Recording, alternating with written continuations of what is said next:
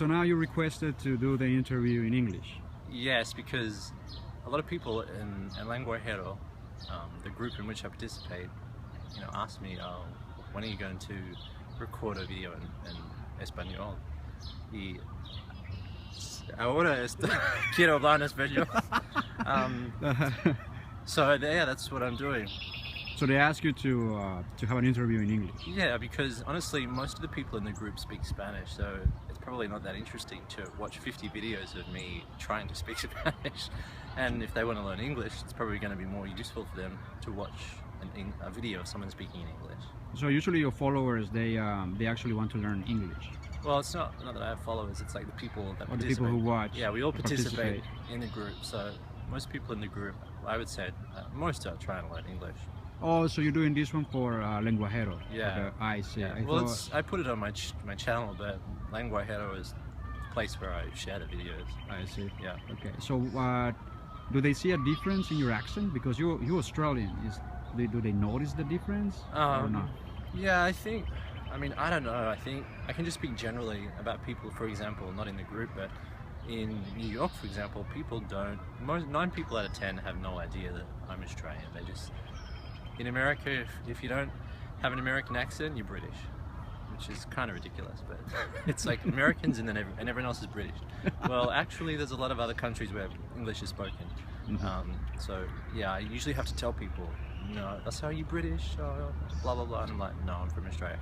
But in New York, it's good currency to have an Australian accent because people tend to like it. Whereas when I lived in England, in the 2 years I lived there, I don't think once anyone asked me, where are you from? Because they're very familiar with the accent and there's nothing appealing about it. Whereas in New York, it's a little more different and it's appealing. So in my job, I was gonna say in mi trabajo, I'm constantly meeting new people, so people are always asking me, where are you from? So it never gets tired, it's always new. So they always think that you are British? Yeah, well, they always ask me, where are you from? I see. So they know right away that... Yeah, they know right away that I'm not American. So I guess it's obvious. But in relation to other Australian accents, I don't think mine is that strong. Certainly when I hear other Australian people speak, I see the difference that their accent is much harsher. And I think that's a consequence of obviously having lived outside of the country for 10 years, but also like I never really had a typically strong Australian accent anyway. Although it's still typically and obviously Australian, I don't think it's as stereotypical as perhaps some other Australian accents are. I see. Yeah, I see what you mean, because I actually heard other Australian people speaking, and I would say that their accent they tend to talk stronger. like this, and I don't talk like this. Most Australian people talk in a way like, it's more nasal, and perhaps I don't speak like that. Definitely. So you think that, I mean, in your case, you say your accent is not that strong. So that has to do with the fact that you live 10 years outside of, and I your think country. Even just before I left the country, perhaps it wasn't that strong anyway. But obviously, having lived in England and then lived here, maybe my accent has changed a little bit. But I certainly don't have an American accent. The only time that I will kind of roll my R, I will roll my R's sometime because people don't understand that here. So if I want to say my name, for example, in my own accent, I would say M-U-R-R-A-Y, and that's very confusing for people. So I have to say M-U-R-R. So you have to roll the R's. I have to roll.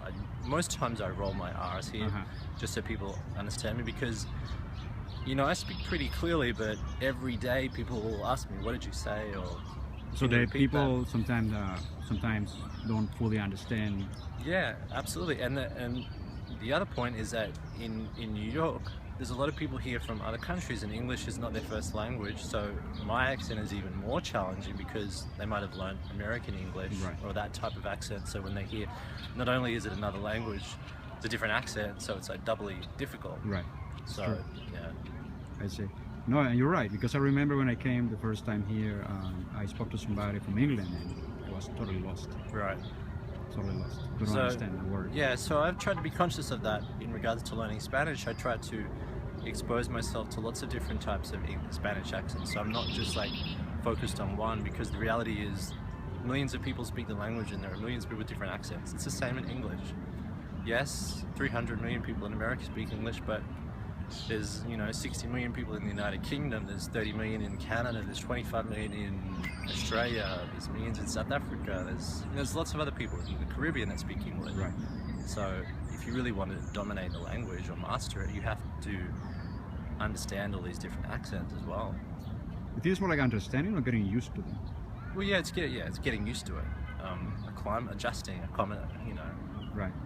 So it's more like adjusting your ears adjusting your ears. to these different accents. Right. But obviously, with learning a language, you have to be efficient with your time. And if you don't think you're really going to come into contact with many Australian people, well, it's not going to make much sense to invest hours watching Australian videos and all of that. You need to think about where you're going to live, what's the accent that you're going to hear the most, and focus your energies on that accordingly. So when you post this video, you're gonna label it as American English or just English No, or just Australian be English? talking about my Australian accent or something like that. Like that. And in the channel that I have on YouTube, I have a little section for videos in English. Okay. I haven't done many, but I'm going to do a few more. We're gonna do a few more. Okay, Yeah. excellent. All Thank right. you. Thank you. Bye.